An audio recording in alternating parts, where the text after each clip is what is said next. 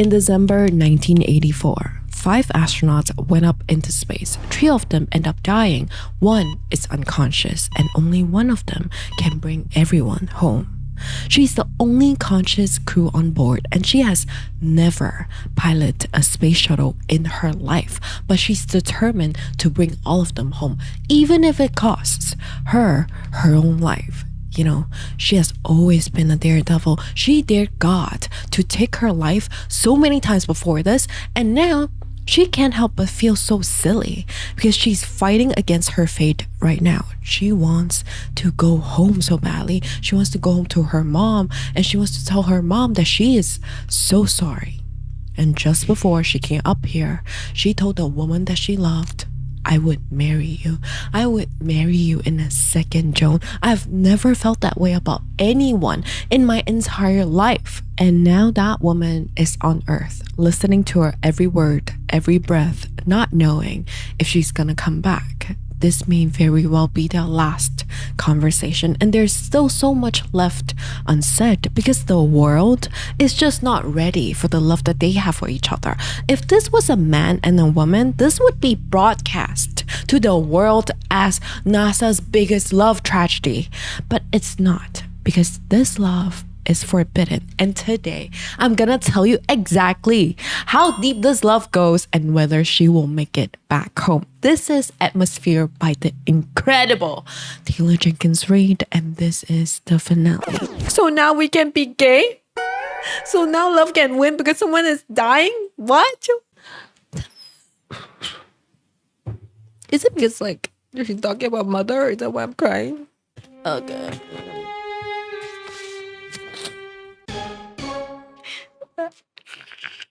I'm your host, Midori. Welcome to the Midnight Library.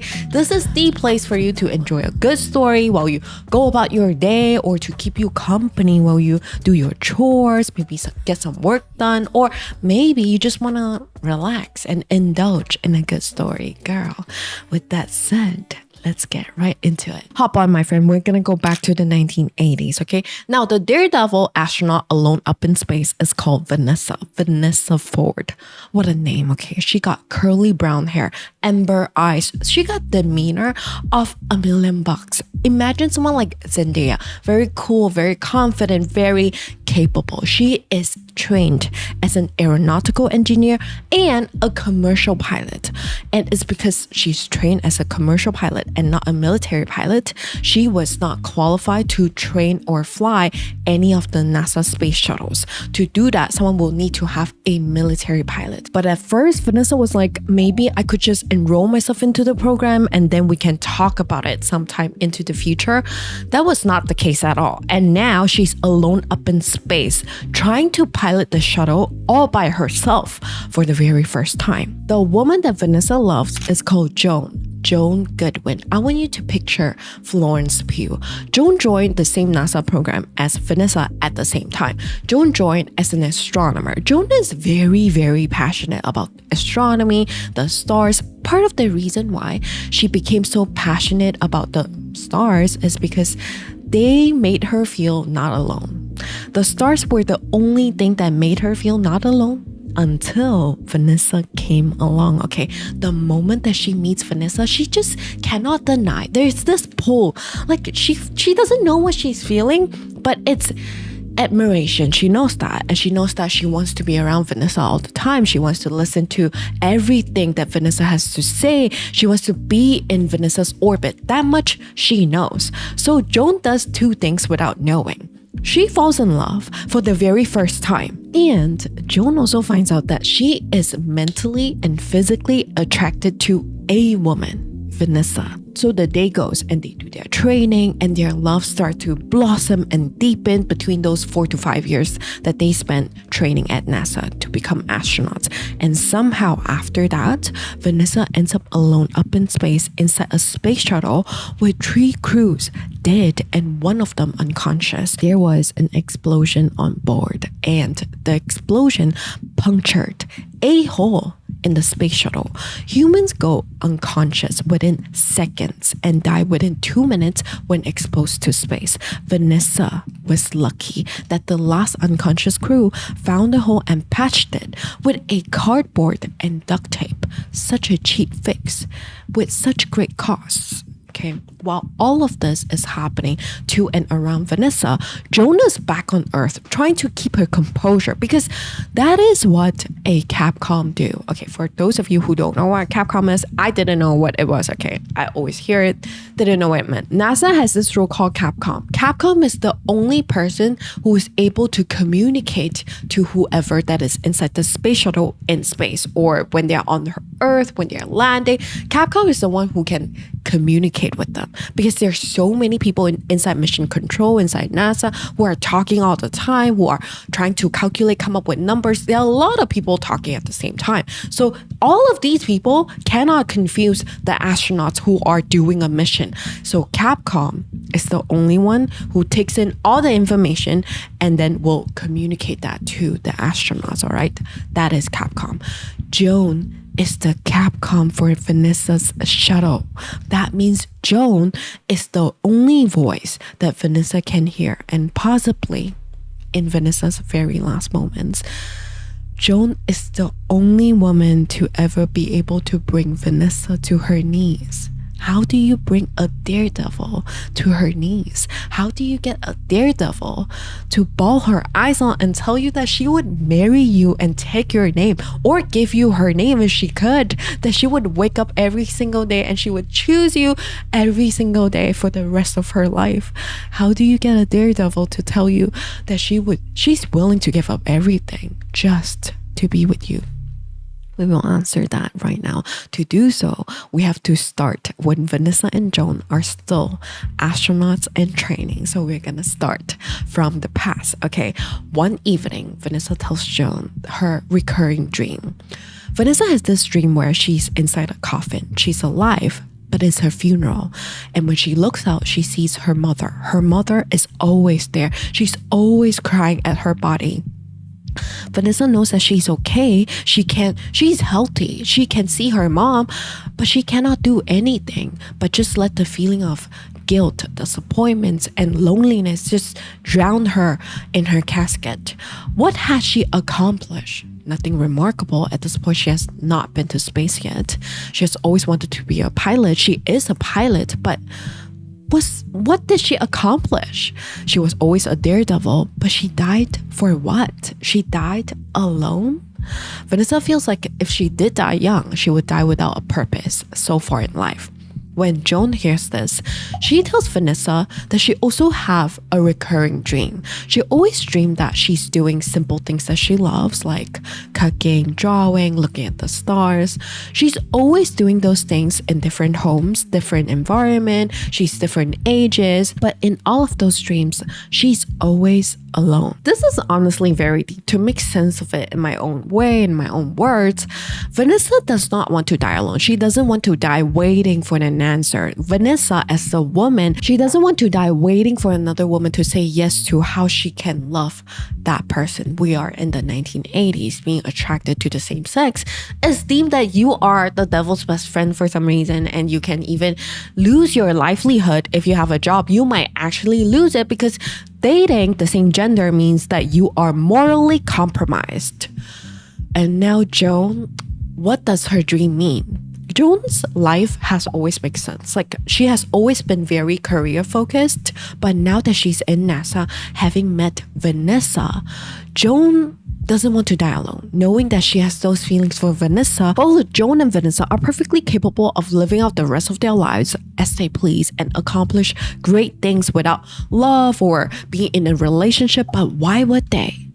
And that's when Vanessa asks Joan, I'm scared. I'm scared that I will wait forever. I'm scared that it will kill me. I'm begging you to tell me not to. Please. Tell me that I'm wasting my time. Tell me that I'm crazy. Put me out of my misery. Joan, can you do that? And that's when Joan tells Vanessa, no, you are not crazy. crazy for feeling this way, you are not wasting your time because the feelings are mutual. And that's when Vanessa pushes Joan onto the wall and they start kissing for the very first time. This kiss made Joan realize that there's always been a place for her in this world, right here. And this is when she finally understands why people write love songs, because she just found love and she's gay. Okay, she just found out. A little fun fact, okay? Sally Ride, the actual first American woman astronaut, had a partner from 1985 to 2012 when she passed. You see, Sally Ride kept her private life super private, like her relationship, but Sally's partner was not just known as, she's just Sally's girlfriend. Sally's girlfriend, Tam Elizabeth, I'm not going to butcher her last name. She was a tennis pro, by the way. She was coached by Billie Jean King. She has a master's in biology, a PhD in psychology. To really put that into words, she will beat you at tennis and then advise you, here's how you can manage your heart rate and muscles better. And then she's going to observe how well you take her advice, okay? Insanely remarkable woman. Now back to Joan and Vanessa. They are breathless. They just finished kissing, all right? Vanessa's like, you know what? Let's go away. Let's go away 3 towns over. Let's go somewhere where nobody knows us so we can do couple things. She brings this up so easily, so that means this is not the first time she has done this. And Vanessa knows how this works. Joan just says yes. Vanessa lays out the plan. Okay, you gotta drive your car to this hotel, okay? You get a room. Whoever gets there first, get a room and then wait for the other at the lobby. Joan says yes to this. However, by her saying yes to this, she's also choosing not to spend time with her niece Frances over the weekend. She has to choose either Vanessa or Frances. Now, let me tell you more about Frances. I dreamt about her yesterday for some reason. Joan loves Frances. If Frances ever needs 2 kidneys, Joan would give her both kidneys, no questions asked. That is how much Joan loves Frances. Frances is Joan's sister's daughter. Barbara's daughter. Okay, Barbara is Joan's sister. I want you to picture Madeline Klein. Okay, she is like super attractive. Barbara had Frances when she was in college because she had Frances and she thought like, okay, I'm pregnant. I feel like my life purpose is to raise this child. I'm not sure if she did a good job at that, but you will see, okay? Barbara thought that Frances was her life purpose, but she cannot deny. After years, she realized that her life has stopped because of her daughter. And right now, all Barbara wants is a man in her life and a father for Frances. Now, those 2 things can be the same or it can be very different. So a man in her life versus she wants a father figure for Frances. You will see. Keep that in mind, okay? But let's go back to Frances. Frances is Joan's heart. Vanessa, she's dating Vanessa right now though. So how is that gonna mix? When you date Joan, Frances is gonna be there. You have to accept that. How is Vanessa going to mix in with Frances and Joan together? This will make or break their relationship right now. Let's go back to Joan, okay? She's thinking about this whole thing. She feels bad that she's choosing Vanessa over Frances, but it's so worth it, okay? The first weekend that they spend away from the campus, from the space stuff, the moment that Joan sees Vanessa at the hotel, they both light up. It's giving the first day of their honeymoon energy right there. Vanessa's like trying to hold her hands when nobody's looking, and Joan's like trying not to smile too much, and because it's suspicious. Why are you so happy to be around your best friend? Why are you shy around your best friend? That's the thing. You can always be very happy around your best friend. Anyway, they check in, they head upstairs, and as soon as the door closes, they cannot keep their hands off each other. They are like sucking faces, all right? Joan is like, she's so into it, but at the same time, she's like so nervous, she's so excited. When you're done, once again, Vanessa asks, do you want to have dinner with me? Joan says like, I want to do everything with you. I want to be like so close to you that I worry I might come off as creepy. Vanessa laughs, but Joan still, she's a little, this is her first rodeo. She doesn't know what to do. She's kind of worried. She asks Vanessa, but what if someone sees them having a romantic dinner together, two women? And this is what Vanessa says. They will see two women having dinner. We're here at a busy hotel in a city where nobody knows us. As long as I don't lean over and kiss you, no one's going to notice. Joan feels a little bit better with this. However, they are sneaking around, right? First day of sneaking around is cute, but Joan's sentiment towards this is going to change tremendously, and you are going to see in a second. Now let's go back, okay? They are at the hotel room. They just finished kissing. They're like, okay, we're going to go to dinner later, but right now, pick your side of the bed. Let's unpack. Guys, you are going to a hotel with your partner. Who are we kidding? You know what's gonna happen. So you bring your best gear, right? Joan went out and bought matching lavender lingerie. If I'm not wrong, it's lavender, random, but she went out, she bought them yesterday. Right now, it looks good. It probably highlight her girls. However, right now she's so nervous that she's trying to move her lingerie from here to here. But for some reason, this is so difficult. She drops it somewhere on the floor and she curses out loud like, what is wrong with me? Why am I so nervous? Vanessa looks at her and she laughs and she tells Joan, I am so excited. I want to take you everywhere and I want to do everything with you. And I want to ask you every single question that has been on my mind for months. And I want to know when you knew what was happening between us. And I want to tell you when I knew. And I want to hold your hand in a quiet corner. And I want to lay in bed and hear your heart rate through your chest. And I want to bring you coffee in bed. And I want to hear you tell me anything you have always wanted to tell someone. Because you know that you have met someone who desperately wants to listen. This book got me giggity and that got me freaking bawling. I've went through my notes 10 times. I've cried every single time. Get ready. Get your tissue ready. Vanessa is really setting the standards here, okay? Some people out there is like, can we lower the bar? Can we lower the bar? Because they're trying to actually just destroy the bar in general. Anyway, Joan changes into her little cute dress. They head out to dinner. I don't even know how to describe the excitement to you. I just want you to picture the date that you were most excited about. That's the feeling, okay? Joan feels that, and she has also never felt more seen and understood being here in this state with Vanessa. She did not believe in love. That's why right now she understands why people wrote love songs. Right now, she does not think that two astronauts in love is stupid. It's literally the most romantic thing ever. And Vanessa feels the same way. She tells Joan, for so long, almost no one understood how I felt, why I wanted to go into space. I mean, they were very impressed, don't get me wrong, but trying to explain the fire that I feel to leave the planet is like trying to describe the color blue to someone who has never seen it. And then you come along and it's like you are describing the color blue to me. And I feel such relief. I would follow you anywhere. Just for that, Joan. That's really the takeaway of their whole relationship, guys. They are my favorite couple of 2025 and 2026. Open your ears, honey. Take a note. This is a healthy relationship. Also, by the way, the spice. Vanessa would like look at Joan square in the eyes, tells her, I love your dress, and then whispers, and I want to take it off you later. I mean, guys, you were not wrong. This is unholy, and I love it. Also, during the dinner, Vanessa tells Joan that the night that they all went to the strip club with every other astronauts in training, she got so jealous looking at Joan looking at the female stripper that she left 2 minutes early. Joan was wondering like, oh, like there's so many hot women here. Why did Vanessa leave?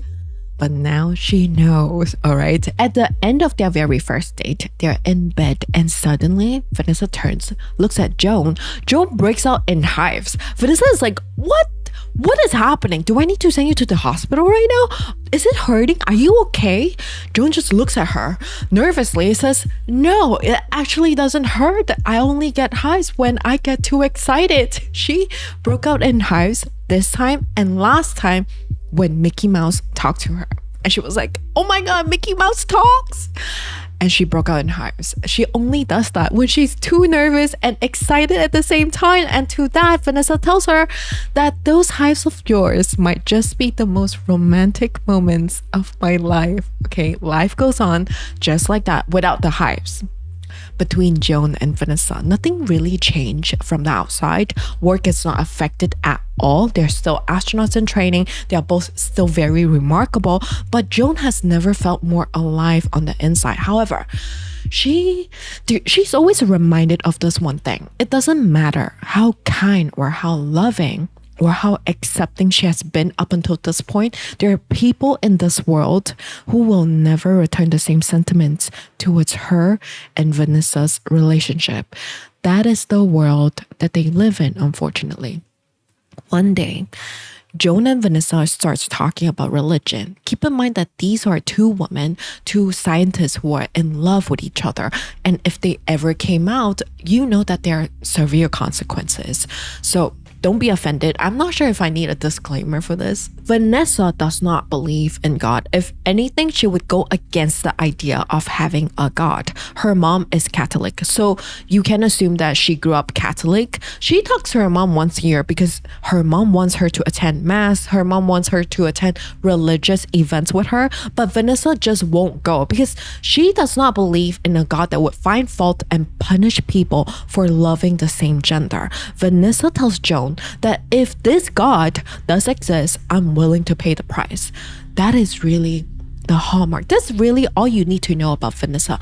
Joan thinks Vanessa is so brave. She's the one person who would hold on to her beliefs and go against the grain no matter what. That is really Vanessa. She's brave, strong, and resilient. On the other hand, by the way, Joan's view on God is going to change Vanessa's sentiment towards having a religion and believing in a God, all right? And she will think about this in her very last moments. Joan believes that God is in our everyday lives. God is the natural consequences of everything that we do. Everything that we did, for example, our ancestors, the air that they breathed is the same air that we are breathing right now. That whatever that they did to the air is the consequences of the air that we are breathing right now. Whatever we do to the air right now is going to affect our future generations, right? Joan thinks that with this, we are also connected. Should we not feel more united rather than going against each other? And this idea of God, Vanessa can make peace with, because this God does not punish you for loving the same gender. And like I said, Vanessa will think about this in her last moments when she is alone up in space, but we are not there yet. We are still at the start of their relationship. Now, it's getting quite rocky because sneaking around can only be so fun for so long, okay? It's taking a toll on the both of them. For example, from the outside, Joan and Vanessa are single women. They're like friends. They're like best friends, just always hanging out.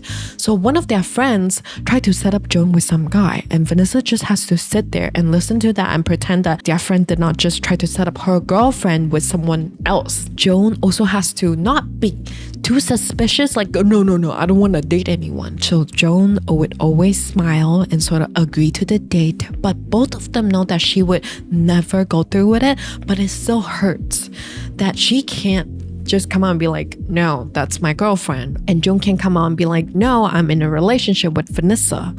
Then there's the other thing. Then the other thing that makes a relationship quite rocky is Joan's family. Joan wants Francis to meet Vanessa. And you know how important that is. Imagine introducing the person that you love most to your partner.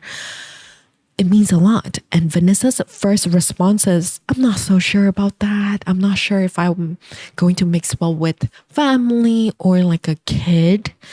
Vanessa's used to being the girl that you don't bring home. None of her exes have ever wanted to introduce her to to their family, even if they could.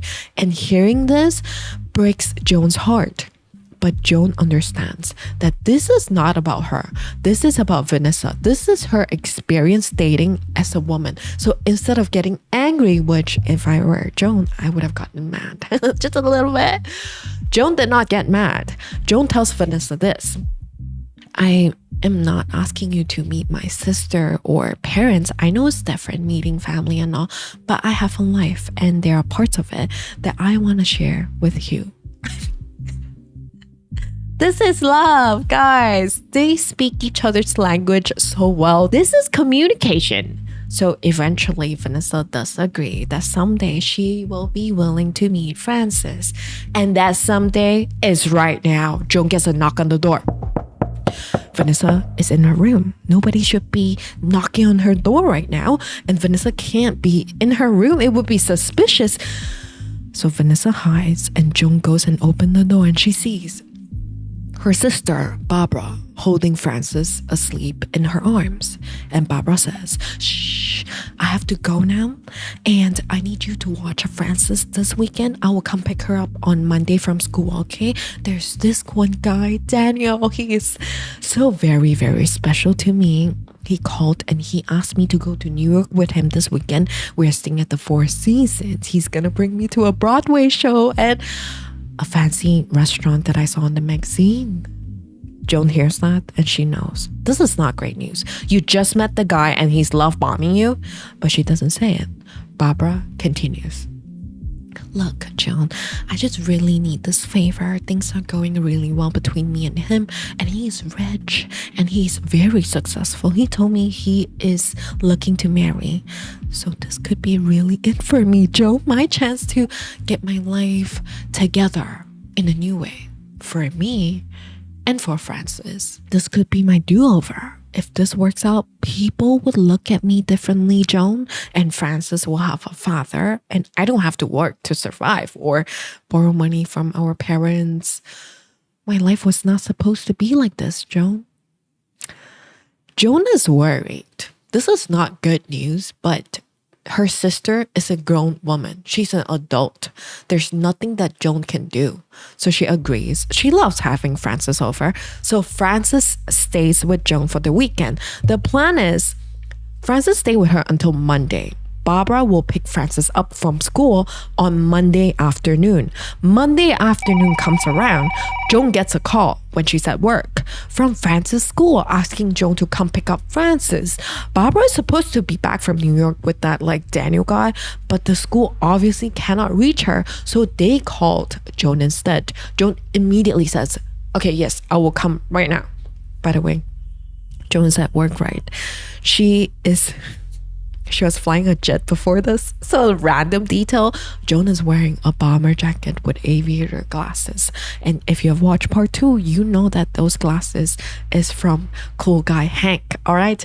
Joan goes and she picks up Francis. They drive to Barbara's house. Everything seems to be doing okay. Francis is okay on the drive home and she's okay at home.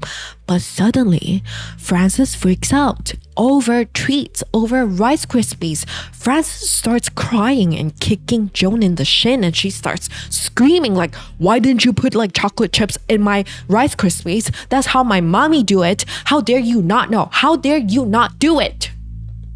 Joan knows that Francis is not throwing a tantrum. Francis is hurting. She's a 10-year-old. And her mom ran out to New York. The first chance she gets, Francis misses her mom. Joan has never seen Francis like this. So all she can do is pull Francis into a hug and hug her and comfort her until she stops crying. Francis does apologize later that evening, just before she falls asleep. The moment that Joan leaves Francis' room, she sees Barbara. It's late at night and Barbara just got home and they start going at it because Joan finds out from the school today was not the first time that Frances was left at school alone for a long time with nobody to pick her up. Barbara is not listening. Barbara is like, why are you criticizing me? Why are you criticizing me as a mother, as a single mother? Joan is not trying to do that. Joan is the least judgmental person in the room, and that's really all you need to know about Joan and Barbara. Okay, Joan did not mean to offend Barbara, but you will see from this point onwards how Barbara and this guy Daniel changes the whole relationship in the family. I really don't like this dude. Okay, I also really do not like Barbara. It pains me to say it because I feel like we should root for a woman and even in books, but it's just like it's so hard. Let's continue and you're gonna see why. Vanessa also have very strong opinions on Barbara. Barbara is quite the topic whenever she argues with Joan. For example, when they argue, like couples do, it's unhealthy, but you work through it. They say hurtful things to each other. Vanessa tells Joan that you are a doormat for your sister or that Joan is childish. One time, Vanessa thought that it would be a good idea because they bump into her ex to introduce Vanessa's ex to Joan. Joan cried right there, like right after she cried because she was jealous, obviously. You are her first love, Vanessa. But Vanessa called Joan inexperienced and immature. Joan has said ugly things too, that Vanessa, you are 1 foot out the door. You are not important to me, not as important as Frances. We're gonna find out if that is true later. Relationship is a really, really weird thing. There's this feeling that you get even with friends that you feel like, I think I can open up to this person. I can let my guard down because things feel right. Other times with even the right person, with all the qualities that you want in a person, things just don't feel so natural. And unfortunately, things can turn out very toxic if we just follow this natural feeling. But fortunately, that is not the case for Joan and Vanessa's relationship. A year in, they have had a lot of fights, but they always find their way back to each other. Neither have changed themselves for this relationship, okay? So that is a really, really good sign that they are in a very healthy relationship. Vanessa still wants to pilot a shuttle. She still wants to go to space. The thing is, Vanessa has so much potential. She's such a good pilot that even the qualified NASA pilot tells her one day, hey, come fly with me. You can fly my jet on this day. This is a breakthrough because if she can fly a jet, that qualifies her to fly a NASA space shuttle. Another breakthrough of this is that means NASA does not give her the green light to fly a shuttle. However, the people inside NASA believe she's more than capable to fly a freaking shuttle, all right? However, the day that Vanessa is supposed to fly the jet for the first time happens to be on the same day that she and Joan are supposed to go on a date. When she tells Joan about this, Joan's reaction says everything that you need to know about her.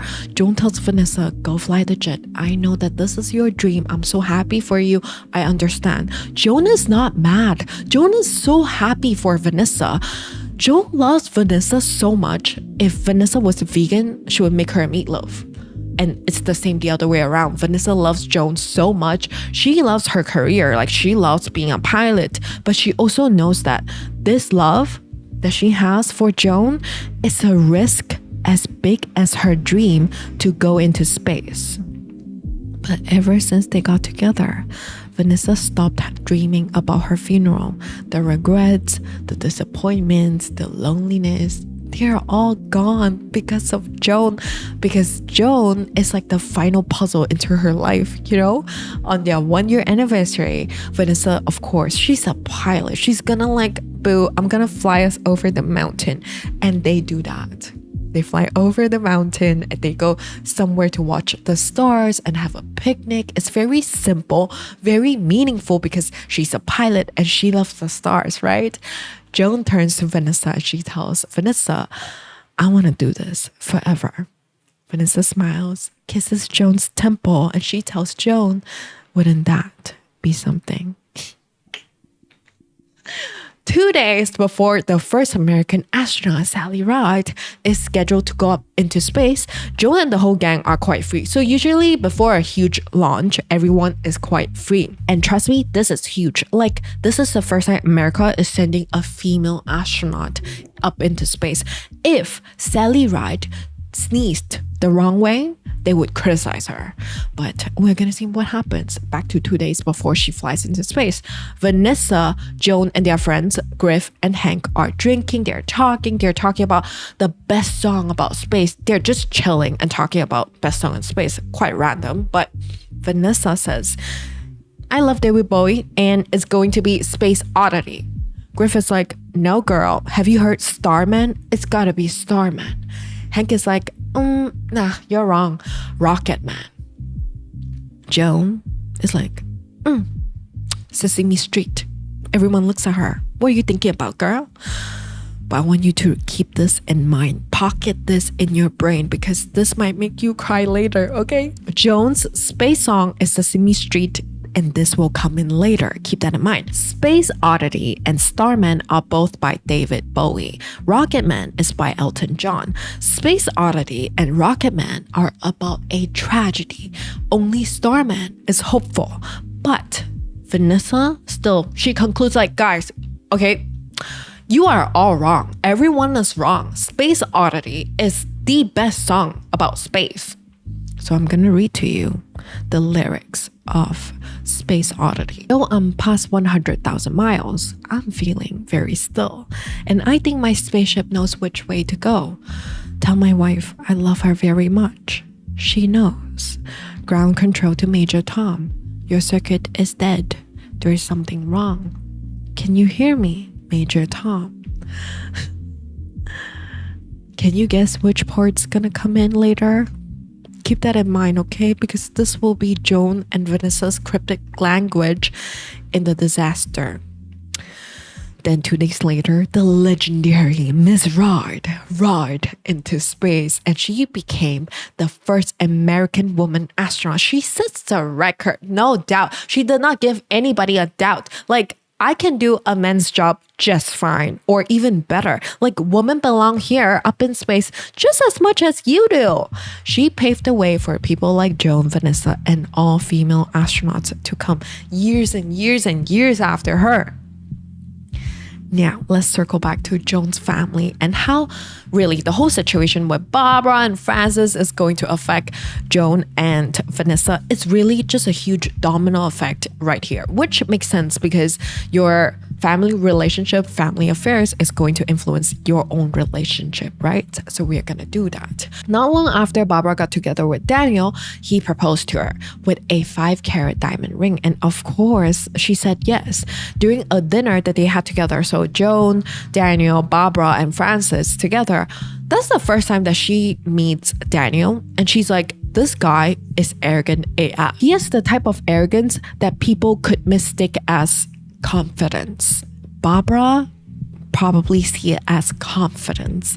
But one look at Barbara looks so happy. Barbara is so excited about this relationship. She thinks that this relationship is good for her and Francis. Barbara tells Francis like, Daniel will be your stepdad, then you have a big pool at home because we're gonna move in with him and you can have anything you want because he's so rich. Francis barely reacts about the money talk. Francis just turns to Joan and tells her that I want to be an astronaut like Auntie Joni. Barbara hears that and she tells Francis, ooh, then maybe Daniel will buy you an airplane. Francis ignores that and tells Joan, I cannot wait until you go to space so I can tell everyone at school that my aunt is an astronaut.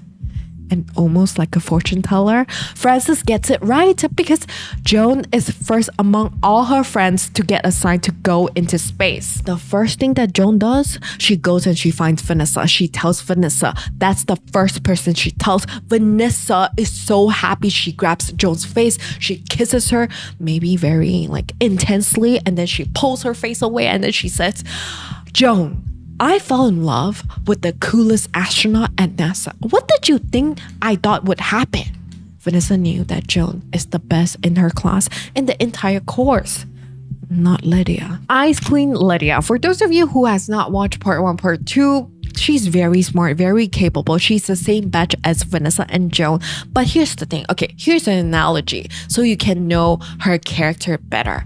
Imagine I'm Lydia, you're you. We are both like astronauts in training, okay? This is a breath mint in my hand. Next to us is the ocean. I'm going to look at you and I'm going to throw this breath mint into the ocean and I'm going to turn to you and tell you, your breath stinks, and I'll just stare at you. That is Lydia.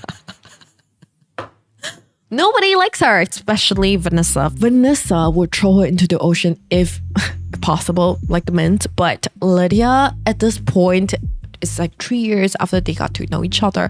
She's trying to open up. She's like the only child who finally got a best friend. Don't be offended if you're the only child. I am the only child, okay? When Lydia finds out that Joan is the first among all their friends to go into space, she's baffled. She asked Joan, why wasn't it me? It should have been me. No, Lydia, that's not true. Joan tells her. I work harder than you, Joan. No, you don't. Well, I'm smarter than you. Again, Joan denies, telling Lydia the truth. No, you are not smarter than me. Lydia shakes her head and tells Joan, no, I'm not trying to confront you. I just want to understand why it was not me first. Lydia, it's not about you. It's about what is best for the mission, not the individual. And you are not smarter or harder working than anyone here. Yes, you are brilliant and driven, but the thing is, you are surrounded by people who are just the same. You are not better than anyone else here. You cannot be, and you cannot want to be. If you are, then you won't be prepared to do the hard stuff. If you're too worried about competing with everyone else, it's about the collective, not the individual. And now that is the turning point for the Ice Queen Lydia. She went from I will undercut you in every way I can to get assigned first to go up into space to I got your back, Lydia, to the Lydia who Vanessa will try to save at the cost of her own life when they're alone up in space. Lydia will be the only alive and unconscious crew on board, and Lydia will be the one to find the puncture and patch it with cardboard and duct tape. And that is how she will save Vanessa. We will not go there first because we know what the future holds, so let's stay here for a moment longer. Just before Barbara's wedding, Joan meets up with Barbara. Joan wants to ask Barbara if she can bring a +1. Obviously, she wants to bring Vanessa. She's also trying to see how Barbara would react to this whole thing. Barbara asks, do you have any male friends? I have friends, Barb. What do you take me for? You have a man that you want to bring to my wedding? Yes, maybe. Or I could just bring a girlfriend, someone to have fun with. You want to bring a woman as your date? It's ridiculous, Joan, and it's also tacky. You do realize bringing a woman as your date will make you look like a... you know. It physically hurts Joan because she cannot hold Vanessa's hand in public like a normal couple, and now this from her own sister. How could she think this way? Barbara later brings this up again with Daniel when he's in the room with them. Joan is like, let's not even talk about it. But then Daniel pulls Barbara aside, giving the, give me a moment, I need to speak with my partner vibes. When they finally come back, the arrogant, loaded, I have a lot of money Daniel puts a hand on Joan's shoulder and then he walks away. Then Barbara comes up behind him and she tells Joan, we would love for you to invite whomever you would like to our wedding as your guest. Sometimes I forget that your life is so different from mine, It must be so hard seeing so many happy couples while you are just on your own. You deserve to have a great night, Joan. Oh my God. Joan was like, F you in her head. But Joan got what she wanted. She's excited. She goes home and she tells Vanessa, yes. And Vanessa is like, yes. I will be your +1, of course. And you know what? Speaking of which, I do wonder what your mom looks like. And I'm super excited about Frances. Again, before this, Vanessa met Frances at a diner lunch sort of situation. And Vanessa really adores Frances and the other way around. But the whole point is, I really want to highlight is that Vanessa the daredevil is meeting her girlfriend's family for the very first time. Joan, again, she always gets very excited and concerned at the same time. She asks Vanessa, are you like not worried what people will think when they see us attending together? Vanessa tells Joan, plenty of women bring friends to wedding. It's not like we're gonna slow dance in public. But it's not fair, Vanessa. That part is not fair. Happiness is so hard to come by. I don't understand why anyone would begrudge anyone else for managing to find it. To that, Vanessa tells Joan, that's because you are too good for the world that you love so much. The wedding comes. At the wedding, Joan stands at Barbara's side, flowers in hand, and Joan turns to smile at Vanessa twice. The first time, when the preacher speaks about love. The second, when Daniel and Barbara exchange their vows. Joan wants Vanessa to know that I would promise you all of this too, Vanessa. During the reception, Barbara looks so happy. The newlywed are like dancing on the dance floor, and Joan has genuinely never seen her sister this happy in a long time. But then Francis comes up out of nowhere and tells Joan, I hate him. Keep that in mind. Francis hates nobody. Just Daniel. This is very out of character. Joan's mom is obviously very worried because Barbara tells her mom that Francis has been very rude to Daniel. Joan thinks, okay, maybe just because like Francis misses her mom, and she's adjusting to Barbara's new life and having a stepfather. And then she hears, Vanessa is a delight. Good friend you got there. Joan's dad says, right there. Joan turns to look at her dad and she wants to tell him everything. She wants to tell him, yes, dad, she's my girlfriend. She makes me so happy. She's so awesome, isn't she? But Joan knows that she cannot tell them that. She cannot say that to them because they have never known people like her or Vanessa. Not a word to them, not a word to the world, because for some reason the world do not like people like them. Conservative religious values is mixed with politics. And even in Hollywood, the famous singer Anita Bryant told people that people like Joan should not be allowed near children. Billie Jean King, when she came out 2 years before this, she lost $2 million in endorsement just like that, just because she came out. People are convinced that AIDS is a punishment for moral failing, for loving the same gender. But this is more than that. Joan wants to tell her parents more than anything else that I believe in love now. I want to get married. I want to have what you have. I want a recognized union. She wants the right to exist, to love, to be proud, to be happy. She wants the right to live with this union.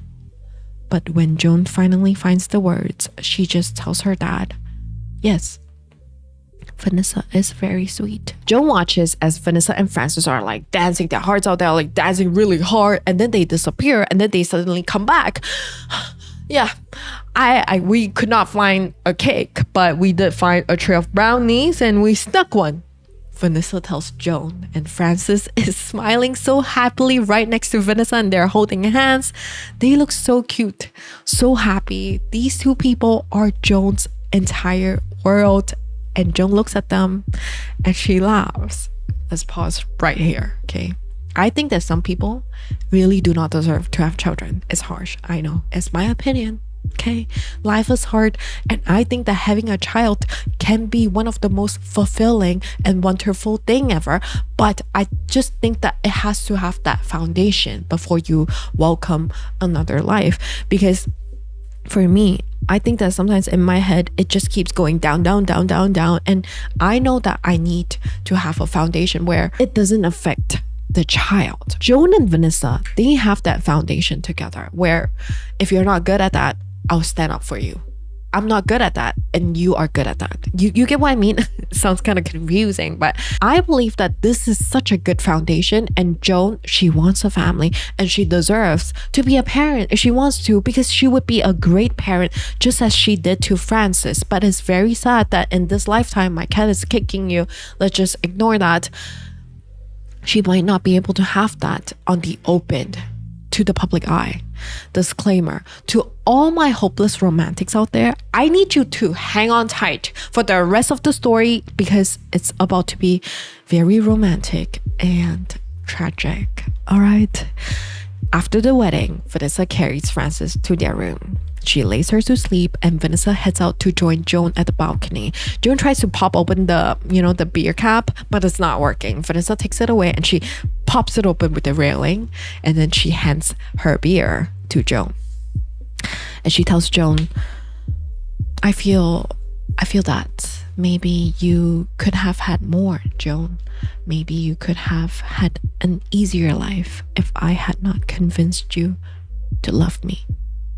Joan reaches out, takes Vanessa's hand, and she tells Vanessa that they both did not have a say in this. It just happened without permission. That is love. Vanessa tells her, Joan, I want you to know that I would give you anything I could, but I will never be able to give you what your sister has or what Donna and Hank have. Joan disagrees. I can't hold your hand as we cross the street. I can't pull you into the crook of my shoulder when we go to the movies. I can't ask you if you want to dance. I can't stand up in front of everyone we know and announce how good it feels to love you. I have always known that I could never have that, but I hate to think that I took that away from you. Vanessa, why are you saying all of this right now? Because today at the wedding, I realized that I would marry you, Joan. I would marry you in a second. I've never felt that way about anyone in my entire life. What am I even doing here? Look at me at your sister's wedding, meeting your parents. This was a stupid thing to do, to come here, but I want to be a part of your life in every way that I can. And Joan looks over to the other balcony. She sees a man on the railing. There's a woman hugging him from behind. Joan looks at them and she wonders, does that man love that woman even just half as much as she loves Vanessa? But their love did not cause them pain. There's no social suffering to be that close to each other in public. Joan turns back to Vanessa and she tells her, I know that our life will be different, but there are others out there who make it work.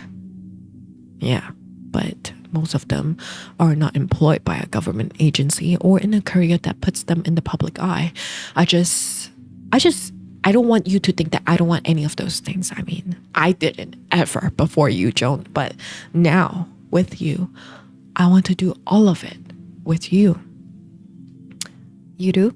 Joan, I want to live in a little bungalow with you, and if the cabinet door starts to feel loose, I would tighten it the moment that you said something, and I would make you anything that you wanted for breakfast every weekend morning, and I would take your name if I could or give you mine, and I would give you anything if it was not going to cost us everything. I love you, and I'm sorry. Joan tells Vanessa that she knows it's okay. She understands, but Vanessa is not done. She continues telling Joan, I can wake up every single day and choose you, Joan, over and over and over again. If you are in the bed next to me, I will take your hand. If you are not, I will go and I will find you. I will spend the rest of my life, if I get that lucky, seeking you out. Not because I promised you or because you are there, but because I will want to. I will want to be beside you every day, forever. Every morning, I wake up and I think to myself, God, yes, her. If that can be enough for you, it's yours until the day that I die. Why is that so sweet? Joan smiles as she starts to tear up. Do you think Vanessa do laundry too? I feel like she does. I love them. Vanessa and Joan, you see, my favorite couple of 2025 and 2026. A week after that, Vanessa gets the call. Devastating call in hindsight, but good right now. Vanessa is informed that she is heading up into space 6 weeks after Joan, December 29, 1984. Great news, bad outcome, and they do not even know it yet. Since the two girls are both going up into space, they're spending a lot of time training, and it's because of that they spend weeks at a time not seeing each other. Now, one day, Joan decides to walk into the flight director's office, and she tells him, I want to be Capcom after I come back from my mission. And he says, you know what, I'll think about it. Keep that in mind, because she's gonna get that seat, all right? That weekend, weeks after not seeing Frances because she was so busy training, Joan goes to pick up Frances. Frances at this point has already moved in with Daniel. One of the first few things that she tells Joan is that she wants to spend this weekend at Joan's. Frances tells Joan that she hates her new home, her new room, because she eats dinner alone at home shoots. She's always alone in an empty house. She's always alone at home reading. Alone. Barbara is always out with Daniel, and Joan knows that this cannot continue. Like, this is not okay. So she calls Barbara to ask if Frances can spend the weekend at hers. And this is what Barbara tells Joan. Oh, please, please take her. She is terrible. She's killing me. She's so rude to Daniel, and Frances is always crying all the time for no reason. I've been very clear. Well, Daniel has been very clear that we expect respect in this house. Last night, he called to ask if she would like dessert, and she said she would rather die than take anything from him. I swear, I raised her better than this. Barbara ends the call by telling Joan that I need to make this marriage work. Let me ask you, do you think Barbara's priority is Frances or Daniel? The silver lining is she gets to spend more time with Frances. She loves Frances, but the thing is, having Frances over for the weekend means that Vanessa cannot come over unless Frances asks Joan to call Vanessa over. And she does ask for that because she has so much fun with Vanessa at the wedding, at the diner. She wants to spend more time with Vanessa. Joan hears that and she's like, of course, I will call her right now. Vanessa picks up and she's like, of course, I will do exactly what Frances Emerson Goodwin asks. I'll see you in 20. And they go out. They're like parents. They're more of a parents couple than her own parents. They go out, they watch movies, they have dinner together. But during dinner, Frances brings up not wanting to be alone at home again. She tells them that my childhood sucks because I'm always alone. Joan doesn't know how to approach this, but Vanessa finds the words. She tells Frances, listen here, kiddo, the good part has not even started yet, but it's coming. It's just right ahead. When your life is in your hands, and listen to me, you are going to soar. You really think so? Do you really think that I could be an astronaut? I know so. If you want, baby girl, you may just land on the moon. You see what I'm talking about? Like, this is good parenting right here. Sometimes we need that talk, all right? Unfortunately, Frances' situation is about to get a lot worse, and it will affect Joan and Vanessa's relationship. One evening, Barbara pulls Joan aside and she tells Joan, like, I want to talk to you about Frances. First, Barbara starts with an apology towards Joan. Barbara never apologizes. She tells Joan, when Frances was born, I was so lost. I was so angry at the world for finding myself in that position. I knew I could rely on you, Joan, and I did for such a long time. And I think Daniel made me realize that I was embarrassed for needing you for so long and relying on you. So I acted like it was nothing, and that was wrong of me, and I'm really sorry. I know that you have always been trying to be an extra parent for Frances in so many ways, and not every sister would have done that. So thank you. And also because of that, I want to include you in our news that Frances is going to boarding school. Joan is caught off guard by the whole thing in a good way up until the very last sentence. Like, what the hell are you talking about? Why is Frances all of a sudden going away? Barbara is sending Frances away because she wants to be with Daniel, and Frances does not like Daniel. That's her reason. Joan is like so mad. Like, can't you see why she's acting out? She's hurting. She's confused. Her mom got married. Her life is changing. But Barbara's reason is just not good enough. Like, you just want to be with your husband, so you send your daughter away? It doesn't work like that. But it turns out Frances herself wants to go away. She wants to go to boarding school. Frances' reason is that if she goes to boarding school, then she will have friends and she won't have dinner alone. The day that Frances leaves for boarding school, so before she leaves, Joan spends the morning crying at Vanessa's arms, and Vanessa tells her, girl, don't cry. It's okay. She will be back during the weekends. And your sister and that Daniel guy, they're really bad parents. Even your mother seems to know that they are bad parents, Joan. But she's unable to say it out loud. It's shitty what they're doing. Joan gets ready and she drives straight to Frances' house. It's about like 1 hour before Frances leaves. But Frances looks so excited. She's like telling Joan, here's the campus where I will be. Here's my roommate. That's her name. But she ends all of that with a question to Joan. Joni, I'm going to have so much fun, right?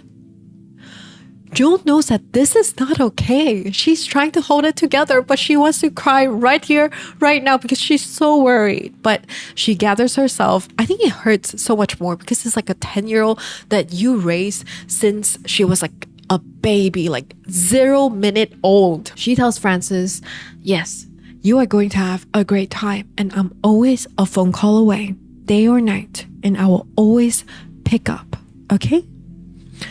The plan is for Frances to go to boarding school and come back during Thanksgiving. But Barbara somehow suddenly changed her mind. She says, I'm traveling, so Frances is gonna stay at school. The moment that Joan hears that, Joan is like, that is brutal because most kids go home for Thanksgiving.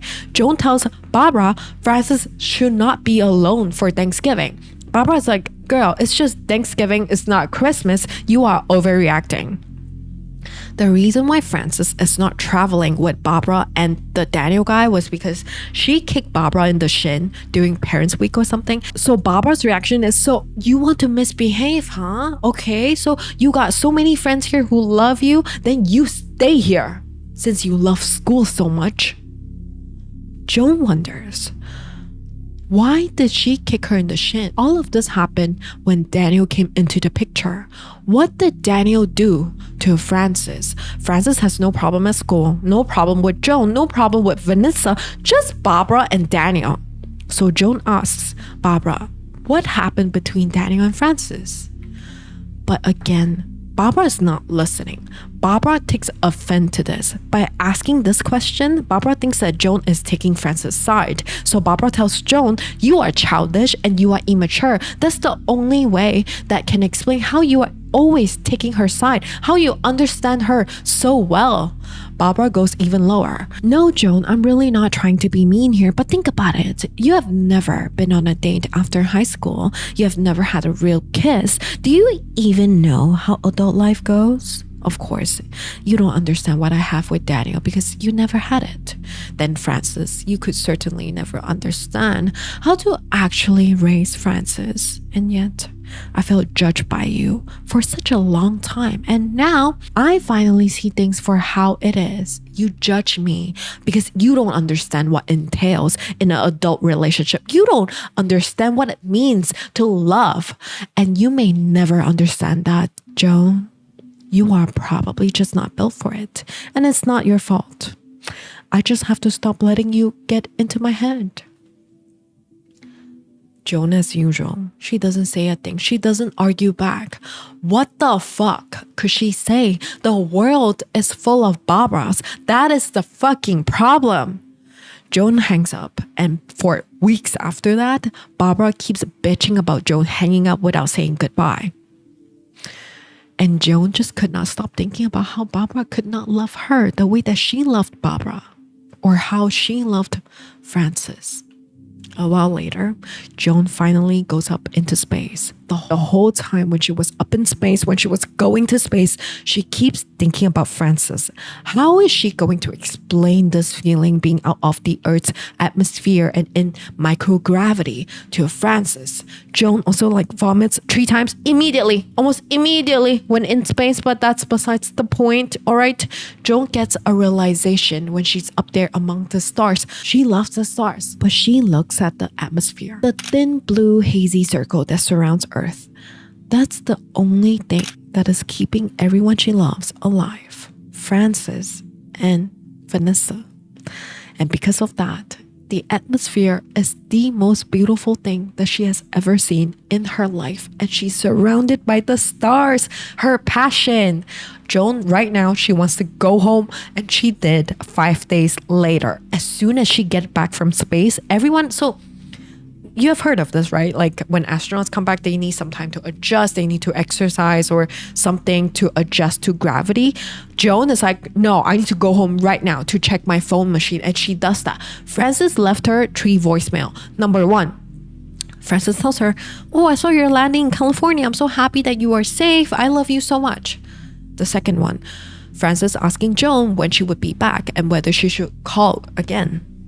The last voicemail is Francis asking Joan to call her back, and she does not sound like she's okay. Francis immediately answers when Joan calls her back. She tells Joan that she's the only one left at school, and then she bursts out crying. Joan wants to hang up right now and go pick her from school right now. But Joan knows how important it is to remind Francis just how much she means to her. Before she hangs up, Joan tells Francis how important she is, that she could not stop thinking about Francis when she was up in space, and that Francis is the center of her world, and that all that matters to her is Francis. And then she hangs up, and as soon as she hangs up, she drives straight to Barbara's, because to get Francis out of school, Barbara needs to give the green light. The moment that she sees Barbara and tells her about the whole situation, Barbara brushes it off. Like, she didn't even congratulate like Joan, like, welcome back to Earth. She just says, Francis is spending time with the teacher. It's not a big deal. Francis is being a manipulative brat. And I'm surprised that you fell for it. I thought you would be smarter than that, honestly, Joan. Enough is enough. Joan snaps. Joan yells at Barbara for the very first time in her life. She yells at Barbara, what the hell is wrong with you? All I want is for you to take care of your own daughter, care for her. And Barbara, of course, stoops down. She yells back. She doesn't hear anything. She says, yeah, I am taking care of my daughter. I got her food in her stomach, roof over her head, and she's getting good education. She is taking care of her. Joan screams, she's alone. And this is what Barbara says.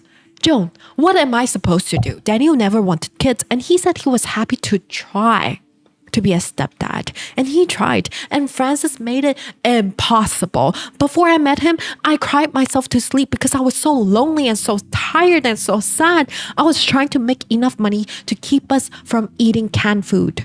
I want a life, Joan. I want a life with a man who loves me, who pays the bill and provides for me and my kid so she does not end up like me. I don't want to deal with her anymore. How do you fit all of that in one chunk? You don't want her to end up like you, and you don't want to deal with her anymore. Barbara starts sobbing, and all Joan could think about is, how dare you? How dare you cry? You frame everything like everything happened to you. Everything is about you. Your feelings are the only things that matter. And worse, you go and you afford yourself the role of a fucking victim. She is your daughter, and you are going to find a way to fix it. Tell Daniel that it's not realistic to not want Francis around. Barbara tells Joan that she will not be around for a while because she has decided that she will be traveling with Daniel. He's going to different countries and he is being transferred for work.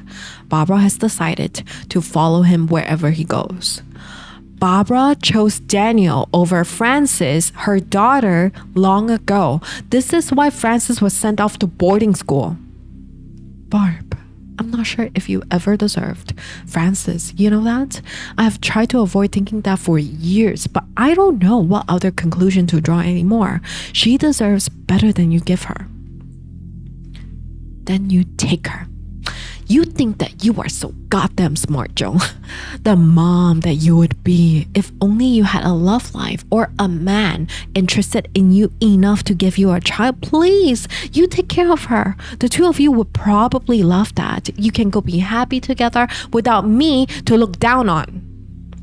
But that's where Barbara is wrong. Frances worships her mom. Joan tells Barbara that. And Barbara laughs. She doesn't worship me. She hates me, and one day she will hate you too.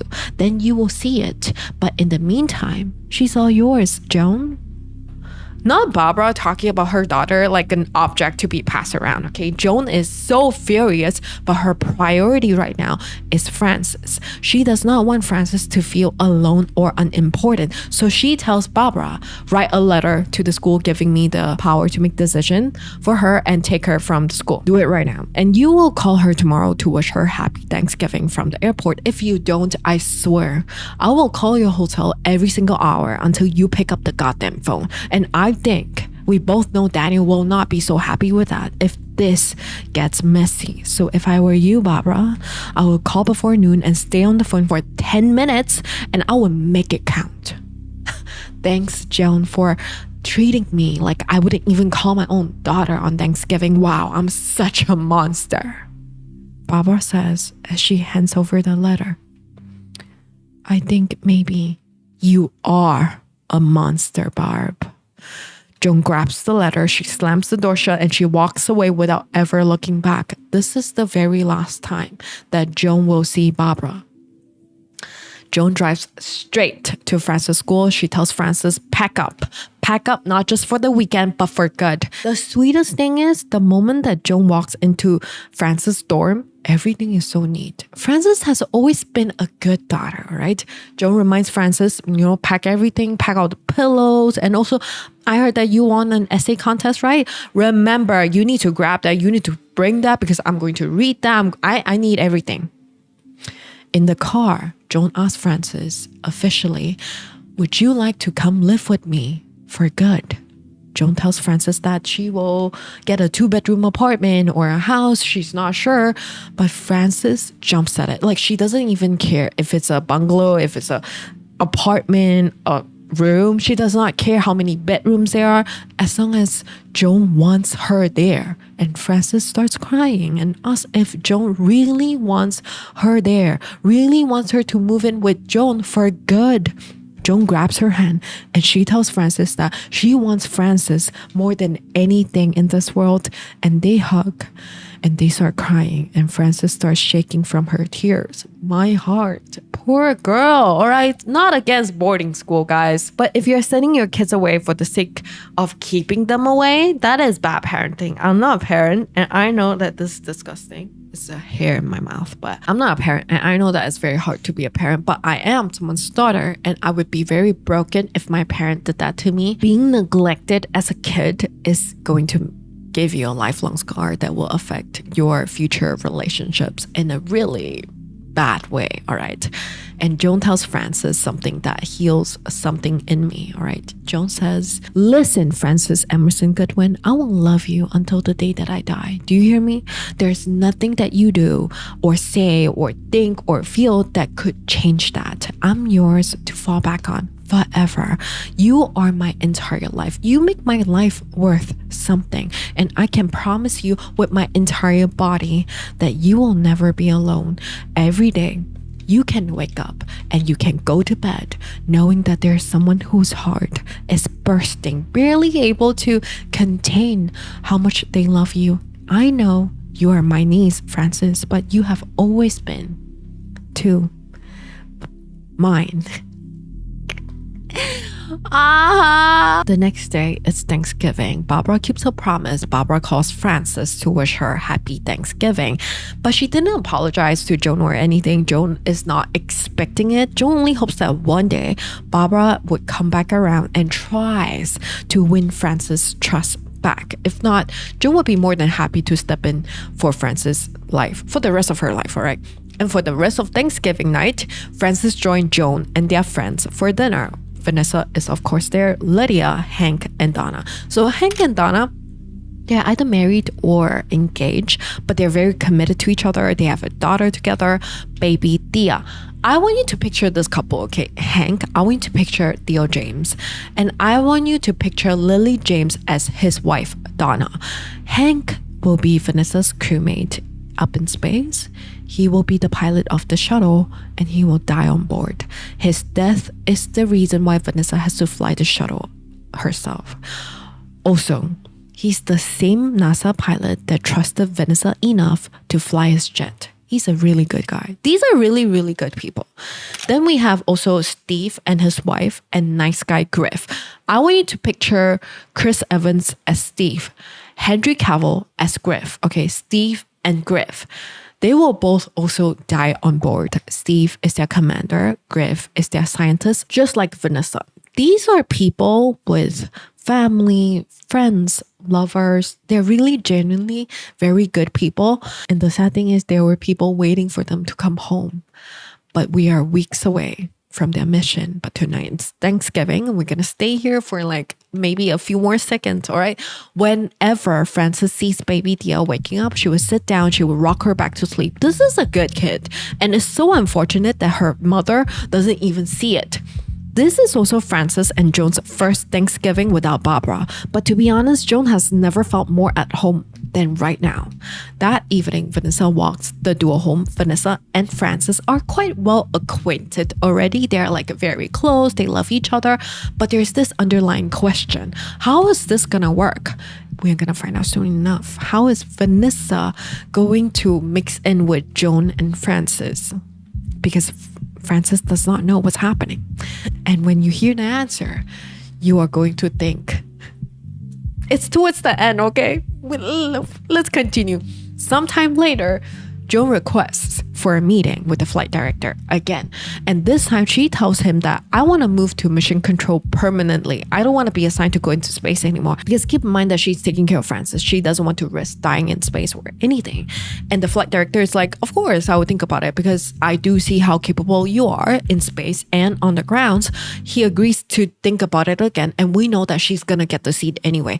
But the thing is, before she leaves, he asks Joan if she can help him. And she's like, of course, anything.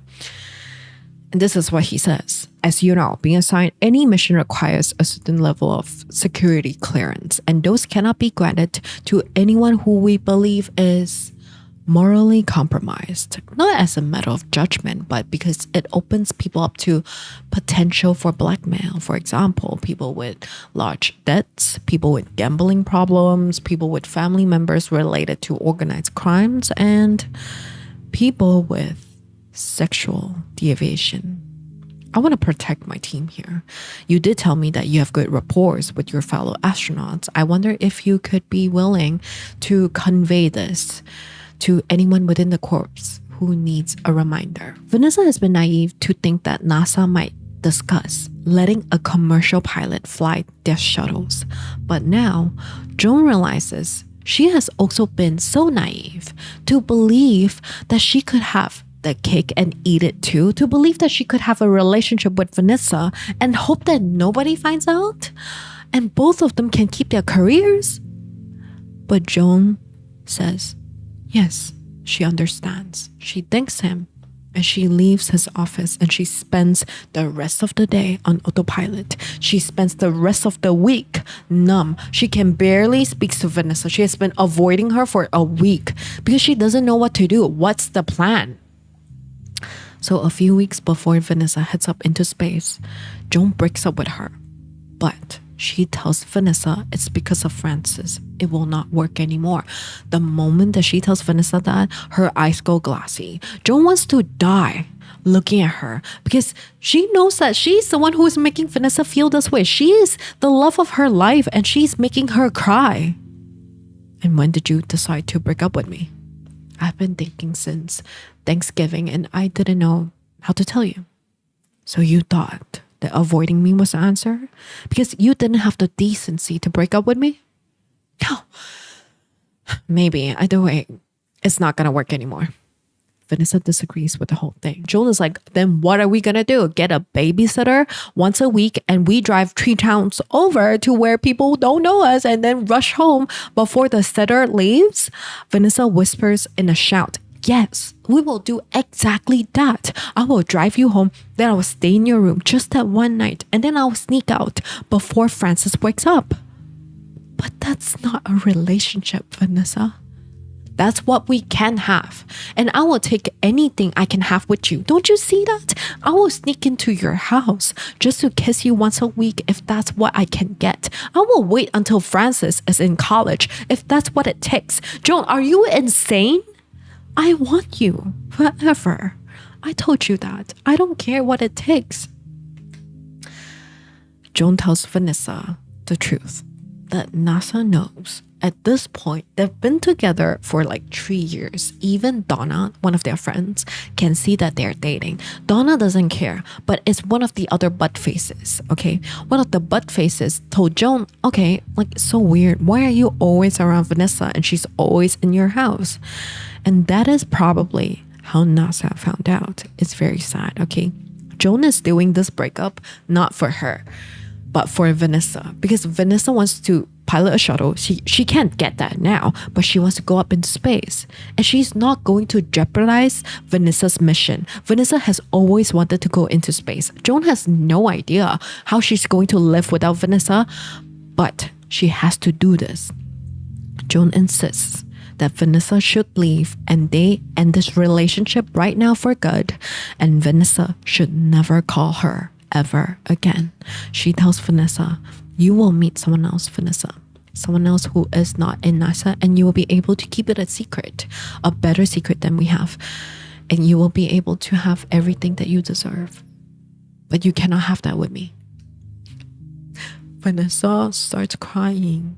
And she said, but Francis, you are not even letting me say goodbye to Francis.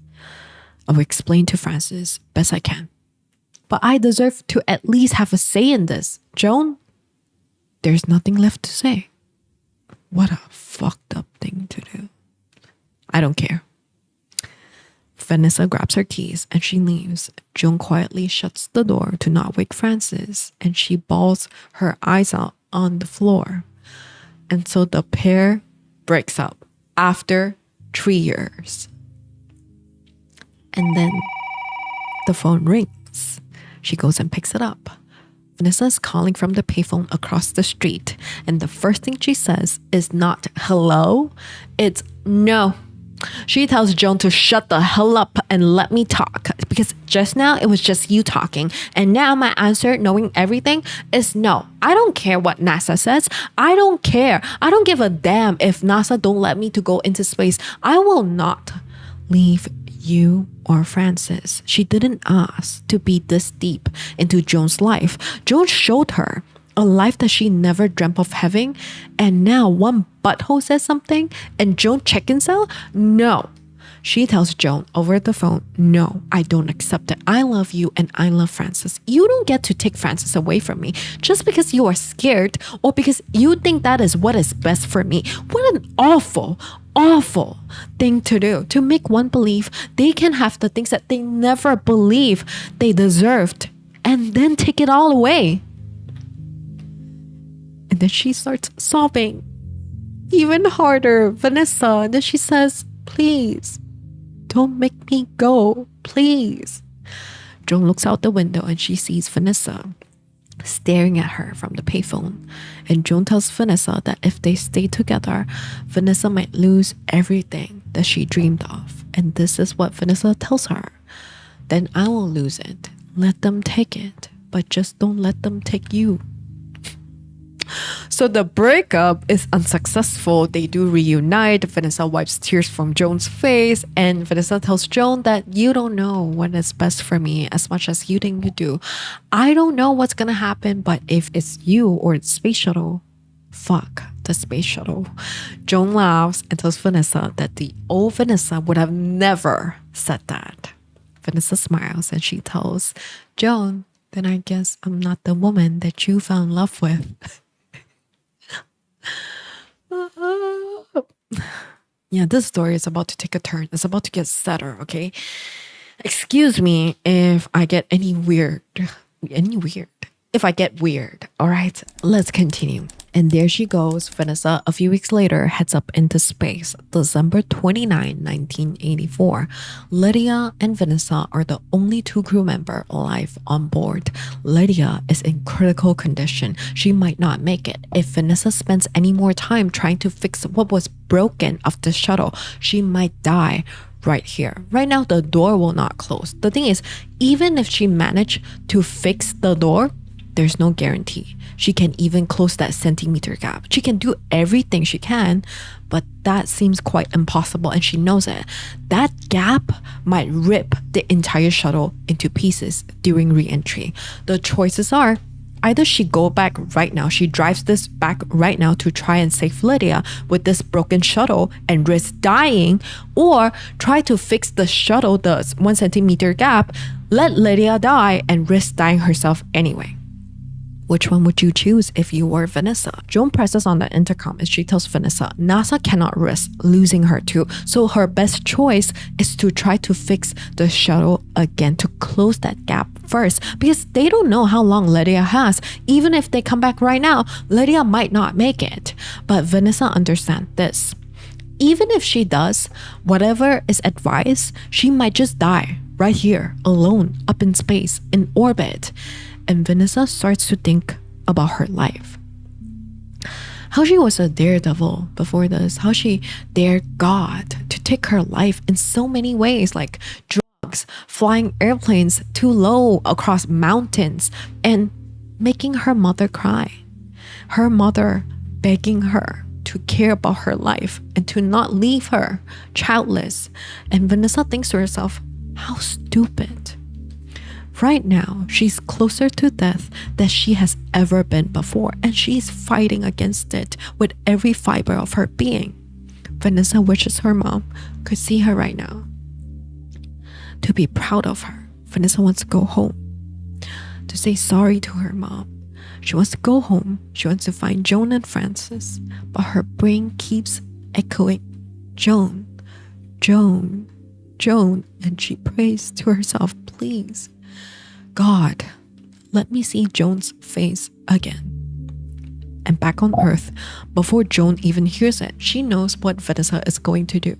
Vanessa will go against her wishes to try to pilot the shuttle back right now. Vanessa tells Joan, I cannot let Lydia die. And all Joan could say to that is, I know. I know. Joan wants to call Vanessa honey and tell her, I'm so sorry, honey. But she can't. She can't do that in public. She's Capcom. Everyone in Mission Control is watching. The sad thing is she can't even do that right now. Not in her last moments. Possibly last moments. Vanessa's voice echoes in the Mission Control room. Houston, I deeply regret any pain that will be caused by what I must do. But I cannot live with myself if I didn't at least try to get Lydia home in time to save her. Nobody spoke. What are you supposed to say to that? Joan presses on the intercom again and she begs Vanessa to try to fix the shuttle first. That is the flight director's command. But Vanessa is not listening. She says Lydia was the one who saved her. Lydia patched the hole. So she will try to land this shuttle right now. No matter what, NASA can censure her, can fire her, can arrest her, but she will start the orbit procedure right now. Joan tells her, you do not have the approval. Vanessa says, this is not a discussion.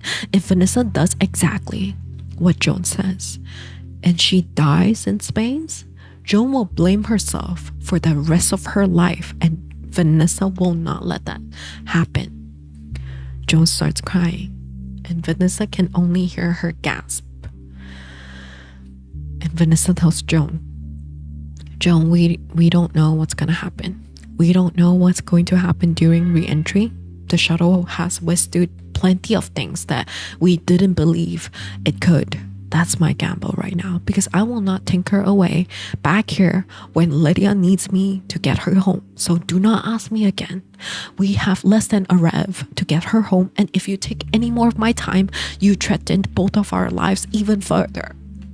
Honestly, right there, I'll be like, I will start a fight right now. What do you mean I'm an inconvenience?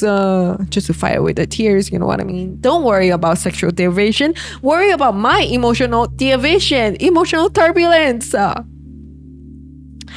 So that Vanessa is doing, all right? There are teams of engineers on Earth trying to calculate the shuttle's best chance of survival if she comes back right now with that gap, with that broken door.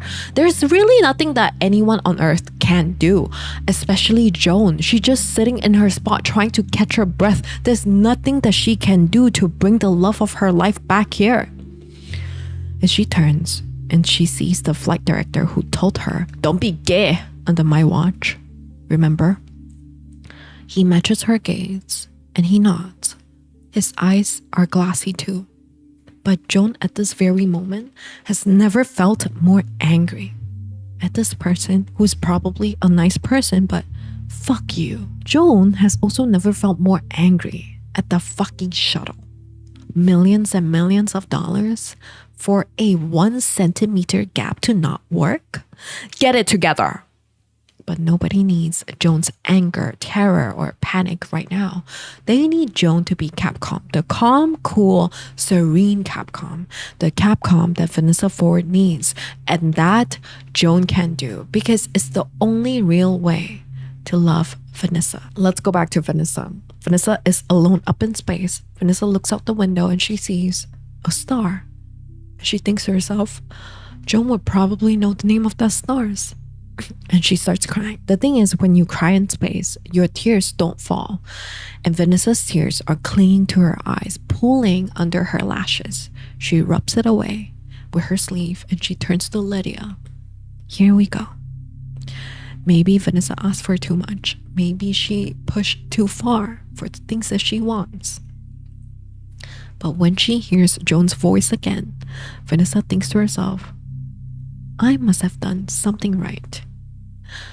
Then they start the deorbit procedure. The deorbit burn, okay, is the most dangerous part. Everyone in mission control is watching the telemetry anxiously. Yo, I don't even know how this works. Genuinely, I could not care less. But Vanessa does everything perfectly. She positioned the shuttle, she timed it, but re-entry is the most dangerous part of everything. And it's happening in less than 30 minutes. And this is when I realize it's about to get very sad, okay? Vanessa tells Joan that she knows people are listening to her every word and she wants everyone to know that she's sorry. She says, I am sorry. Joan closes her eyes and she hears Vanessa ask, do you remember when we were arguing about the best song about space? I was so intense about it. I feel so silly and I got so mad at Griff. But both of us should have listened to you, Joan. You had the right idea all along. Remember, Joan's space song is Sesame Street. The song that Joan was talking about is called I Don't Want to Live on the Moon by Ernie. And here's the lyrics. So if I should visit the moon, well, I will dance on the moonbeam. And then I will make a wish on the stars. And I will wish I was home once again. Though I would like to look down at the earth from above, I would miss all the places and the people that I love. So although I may go, I will be coming home soon because I don't want to live on the moon. And Vanessa continues, yeah, but it's kind of that simple, isn't it? You get up here and then for one reason or another, you realize that you want to go home. And I want to come home, Joan, but it's just, I can't do it without Lydia. I couldn't live with myself. As much as Joan hates Vanessa's decision, this is why she loves Vanessa. The flight director tells Joan, tell Vanessa when we see her again, I'm going to slap her on the back to congratulate her and then the higher up is going to fire her all in one swoop. Tell Vanessa that we are all here for her. Tell her that Donna and her baby girl are here in the theater. Tell her that Helena is here. Tell her that we are all with her in spirit right now. Tell Vanessa that we are all rooting for her. Joan does that, but she turns to see the flight director. And his eyes are bloodshot. He's trying to smile to mask away the frown, but it's there and Joan can still see it. Vanessa's voice comes through again, and this time she asks, "Does my mother know?" "She's probably scared." Joan replies as Capcom, "I don't think she's scared at all, Ford. I think she knows what her daughter is capable of. I think she knows exactly who her daughter is. You are courageous, Vanessa Ford, beyond all measures. You have proven yourself to be a stunning character, and I believe your father would be proud." Vanessa comes through again, and she asks Joan, "Can I ask you a question?" Joan says, "Roger that." She's responding as Capcom. And Vanessa's like, "I don't want Capcom. I want Joan. I want to ask Joan a question." And Joan says, "Yes, anything." And she asks Joan, "Will you tell Frances that I really wanted to fix what was broken? Will you tell her that I was deeply conflicted?" Joan bites down on the inside of her cheeks, trying not to cry. But Vanessa keeps talking. "I don't want Frances or anyone who can hear this right now to wonder if I didn't have anything to live for. I do, okay?"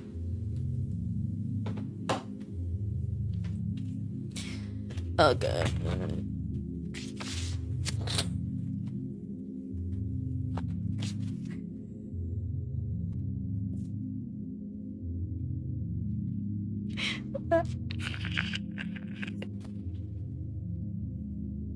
Joan takes a deep breath, and the flight director catches her eyes, and Joan starts crying, and he knows.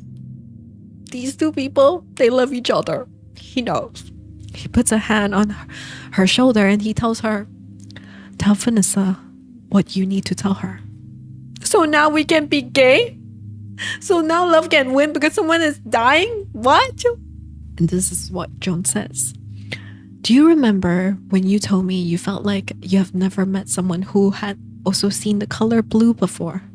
Well, this is what I think the color blue looks like right now. I think that you want to come home and sleep in your warm bed. I think you want to go out for milkshakes and peanut butter and jelly sandwiches and watch Marlon Brando and Paul Newman's movies. I think you want to know what David Bowie is going to record next. I think you want to listen to Johnny Mitchell's album with the stereo on low, staring at the ceiling at midnight, and lie down on the grass with a picnic blanket and look up in the stars and wonder if all the answers are up there. I think you want to play Scrabble at the kitchen table with a 10-year-old girl. I think you want to go to weddings and slow dance. I think you want to live in a 2-bedroom bungalow, and when the hinges on the cabinets are broken, you will fix them. And I think more than anything, you want people to know that you did everything possible to try to save the lives of your fellow crew members. And I think you have to do this because you come from a long line of heroes, and we are lucky that today we have a hero on board. That is what I think, okay? That is what I am. Joan cannot finish. Vanessa tells her it's okay. She knows. And Vanessa is also crying right now because there's not much time left. Re-entry is happening soon. She tells Joan, "Do me a favor. Please tell my mother that I love her." Is it because she's talking about mother, or is that why I'm crying? Oh, it's raining. I have to get my laundry. Okay, let's do it again. This is what Vanessa says. "Do me a favor. Please tell my mom that I love her. Tell everyone down there that I love them. Do not let this hang too heavy and do not carry with you all too far down the road. We wouldn't want that. We asked for so much, didn't we? We wanted to touch the stars, and look what we did. There's nothing more we could ask for from this universe or this God you always talk about than that. So it's okay. It's fine. Okay, Joan? For me, as long as you all know what you all meant to me, it all worked out fine. Do you know what I kept saying?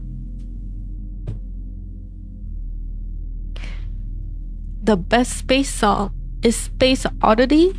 Because my favorite part is when he says, "Tell my wife I love her very much." And Joan finishes Vanessa's sentence and she tells Vanessa that. Then he says, "She knows."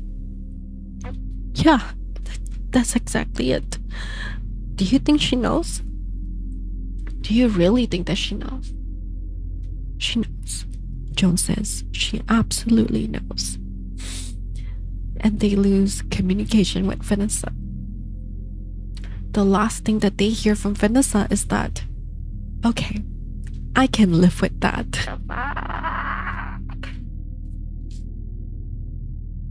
Everyone at Mission Control are staring at the screen, waiting for some signs that Vanessa is still alive, but Vanessa is all alone. She's manning a broken shuttle and Joan is trying not to lose her mind. This is not right. Joan presses on the button. She's calling out for Vanessa, no response. She switches to another frequency. She calls out again, no response. There's still so much that Joan has yet to say to Vanessa. She wants to tell her, hold on a moment, that she loves her so much, that Francis needs her, that she has been thinking about her every single day, that Vanessa, her and Francis could be one family.